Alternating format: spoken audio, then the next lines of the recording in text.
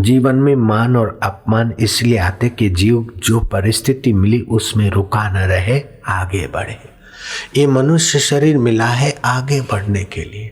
आप डॉक्टर बने तो जीवन भर डॉक्टरी की क्लिनिक में, हॉस्पिटल में खप जाने के लिए नहीं, आगे बढ़ने के लिए। और भगवान ऐसा निमित्त बनाता है कि आपको सत्संग मिल जाए।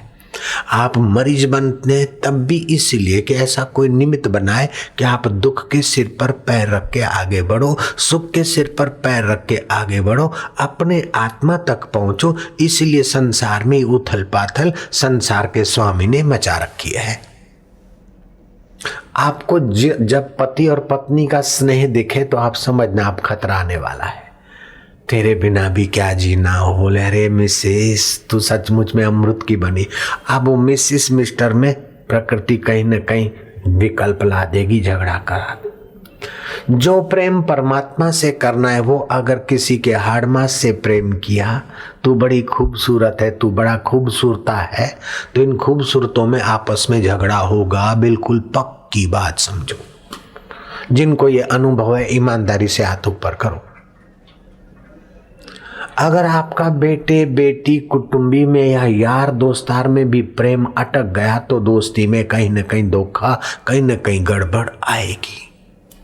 अगर आपको धन दौलत में कहीं गर्व हो गया और पैसे में प्रीति हो गई तो income tax, sale tax, surcharge का प्रॉब्लम आपके लिए बिल्कुल बन रहा है, पक्का समझिए। जो प्रेम ईश्वर को, अपने आत्मा को करना चाहिए, उसके बजाय अगर आपने धन को प्रेम किया तो वहां प्रॉब्लम आने वाला है।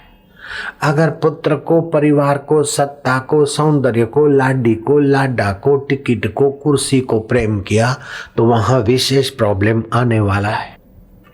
आप अपना कर्तव्य करते निभाने के लिए तो ठीक है, लेकिन अधिक प्रेम किया तो मोह हो गया। और मोह में आदमी न करने जैसे सारे हेरा फेरी के काम करता है तो फिर हेरा फेरी का बदला भी मिलता है। तो आप ईश्वर की सत्ता का फायदा उठाएं, आप ईश्वर के आनंद का फायदा उठाएं, आप ईश्वर के रस का फायदा उठाएं, क्योंकि रस के बिना तो आप जी नहीं सकते। जब सरकने वाले रस के पीछे पड़ते तो संसारी हो जाता है, मोही हो जाता है, संग के दोषी हो जाता है, कामना का गुलाम हो जाता है, चिंता की खाई में गिरने वाला हो जाता है।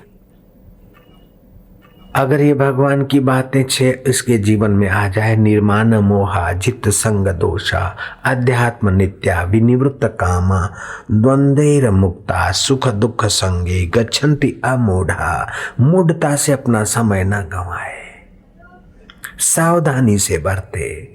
सुख आए, दुख आए, परिस्थितियां आई, उसमें बहे नहीं, अपने को तटस्थ रखे, अपने को सावधान रखे। और ये सारी ऊंचाइयां सत्संग के बिना समझ में नहीं आती और यात्रा हो ही नहीं पाती। इसलिए शास्त्र कहते प्रथमा भक्ति संतन कर संगा।